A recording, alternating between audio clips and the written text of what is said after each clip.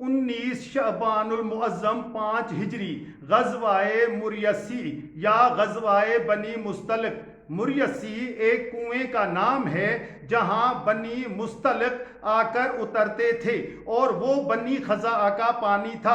مکہ مدینہ کے درمیان قدید کے علاقے میں اس غزوہ کو غزوہ بنی مستلق بھی کہتے ہیں۔ مستلق جزیمہ بن سعد کا لقب ہے اور وہ خزاعہ کی ایک لڑی ہے اور اس قبیلے کا سردار اور قائد حارث بن ابی زرار تھا، اور اس جنگ کا سبب یہ تھا کہ حارث بن ابی زرار نے جناب رسول خدا صلی اللہ علیہ وآلہ وسلم کے ساتھ جنگ کرنے کے لیے ایک جماعت کے موافق کر لیا تھا۔ جب پیغمبر اکرم صلی اللہ علیہ وآلہ وسلم کو یہ خبر ملی تو آپ صلی اللہ علیہ وآلہ وسلم نے لشکر تیار کیا اور آپ صلی اللہ علیہ وآلہ وسلم مدینہ سے چلے۔ راستے میں ایک خوفناک وادی میں پہنچ کر پڑاؤ ڈالا۔ جب رات کا کچھ حصہ گزر گیا تو حضرت جبرائیل علیہ السلام نازل ہوئے۔ عرض کیا، اے رسول خدا صلی اللہ علیہ وآلہ وسلم، کفار جنوں کی ایک جماعت نے اس وادی میں مشورہ کیا ہے اور وہ چاہتے ہیں کہ اگر ہو سکے تو آپ صلی اللہ علیہ وآلہ وسلم کے لشکر کو کوئی آزار پہنچائیں۔ پس جناب رسول خدا صلی اللہ علیہ وآلہ وسلم نے مولا امام علی علیہ السلام کو بلایا اور ان سے جنگ کرنے کے لیے بھیجا۔ امیر المومنین علی علیہ السلام نے ان پر فتح حاصل کی۔ اس کے بعد آپ صلی اللہ علیہ وآلہ وسلم مریسی کے علاقے میں پہنچے اور حارث اور اس کی قوم کے ساتھ جہاد کیا۔ صفوان جو کہ مشرکین کا علم بردار تھا، قتادہ کے ہاتھ سے مارا گیا اور ایک شخص مالک نامی اپنے بیٹے کے ساتھ امیر المومنین مولا امام علی علیہ السلام کے ہاتھ سے قتل ہوا۔ حارث کا لشکر بھاگ کھڑا ہوا۔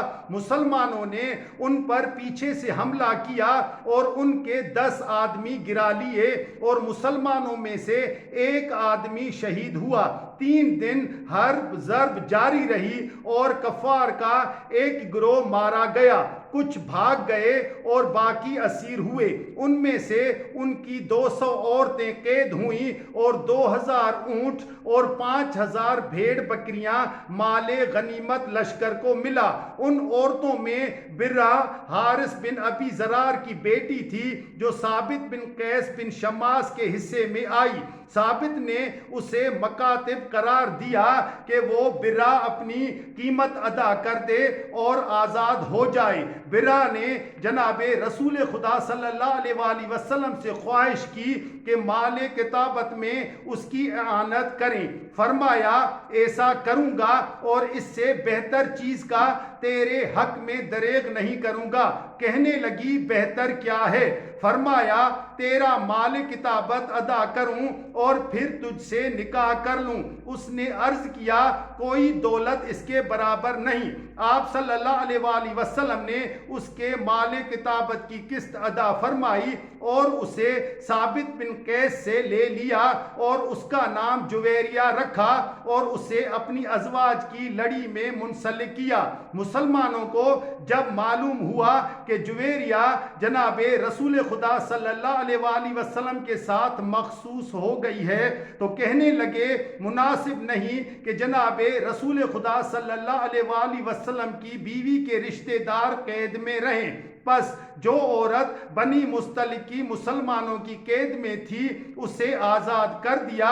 جناب رسول خدا صلی اللہ علیہ وآلہ وسلم جنگ کے بعد 4 دن اس علاقے میں رہے، پھر واپس چلے اور عبداللہ بن ابی منافق نے کہا، اگر ہم مدینہ کی طرف پلٹ گئے تو زیادہ عزت والا زیادہ ذلیل کو وہاں سے نکال دے گا۔